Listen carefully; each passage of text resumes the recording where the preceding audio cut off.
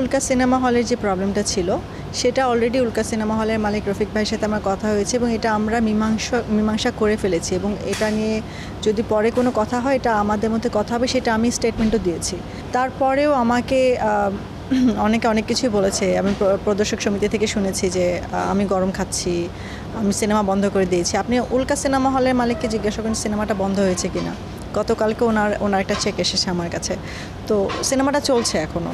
হ্যাঁ, একটা ছিল আমি একবার বলেছিলাম যে যদি ওনারা এরকম কোনো কাজ তারপরেও করে বা যদি কোনো ঝামেলা হয়, আমি যদি প্রপার কোনো সলিউশন না পাই তাহলে হয়তো আমি বন্ধ করে দেবো, কারণ দিন শেষে বন্ধ করে যদি সিনেমাটা চলে তাহলে আমার টাকাটা আসবে, সিনেমাটা না চলে টাকাটা না আসবে। আমি যে স্বচ্ছতা চেয়েছি, আমি কিন্তু বলিনি যে ভাই আপনার টাকা আমাকে দিয়ে দেন। হ্যাঁ, তো আর সেখানে আরেকটা ব্যাপারও আমি শুনেছি যে আমি বলেছিলাম যে যদি এমনই চলে তাহলে সিঙ্গেল স্ক্রিনে সিনেমা না দিয়ে আমার শুধু মাল্টিপ্লেক্স সিনেপ্লেক্সে দিয়ে আমি সিনেমাটা চালাবো। তাহলে সিঙ্গেল স্ক্রিনে যদি সিস্টেমের চেঞ্জ না হয় আর স্বচ্ছতা যদি না হয়, আমি কিন্তু বলিনি যে আমি দিব না।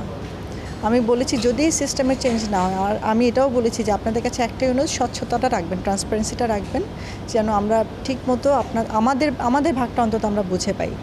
তো এটার তো খারাপ লাগতে পারার কথাই, আমার জায়গা থেকে যে কোনো প্রডিউসারে খারাপ লাগবে। আমি একটা সিনেমা বানাচ্ছি, আমি আপনাদেরকে দিচ্ছি, সিনেমাটা চালানোর জন্য দিচ্ছি এবং আমি অনেক জায়গায় অনেক কমে দিয়েছি সিনেমাটা।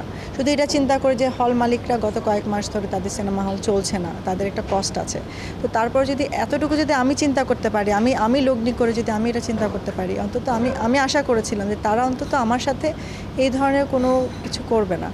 তো আমি তারপরে বিশ্বাস করি, ওনারা যেটা বলেছেন যে না আমরা এমন কিছু করছি না, আমি বিশ্বাস করেই চলছি। আমি কিন্তু বলছি না যে আমি বিশ্বাস করছি না, আমি করছি।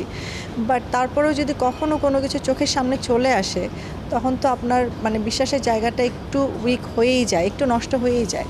তো আমি মীমাংসা করার পরেও যেই স্টেটমেন্টগুলো ওনারা দিচ্ছেন, আমার কাছে মনে হচ্ছে যে এগুলো আসলে ভিত্তিহীন একটা স্টেটমেন্ট। কারণ মীমাংসিত জিনিসের উপর আপনি এটা নিয়ে কেন কথা বলবেন?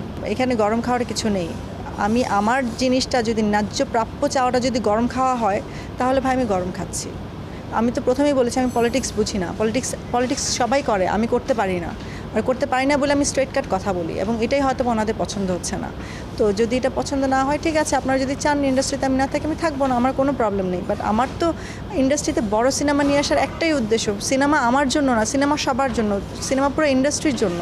আমার ইচ্ছাটাই হচ্ছে আমার দেশের সিনেমাকে এগিয়ে নিয়ে যাওয়া। শুধু আমি তো আগাচ্ছি না, আমি আমার জায়গায় আছি, আমি ইন্ডাস্ট্রিটাকে বড় করতে যাচ্ছি। সেখানে যদি আপনাদের কোনো প্রবলেম থাকে তাহলে তো ইন্ডাস্ট্রি যেখানে ছিল ওখানেই থাকবে, আমরা আর কখনোই আসলে সামনে বাড়তে পারবো না। এটা আমাদের এই ধ্যান ধারণাটা পাল্টাতে হবে, তাহলে যদি সিনেমা ইন্ডাস্ট্রি কোথাও গিয়ে দাঁড়ায়।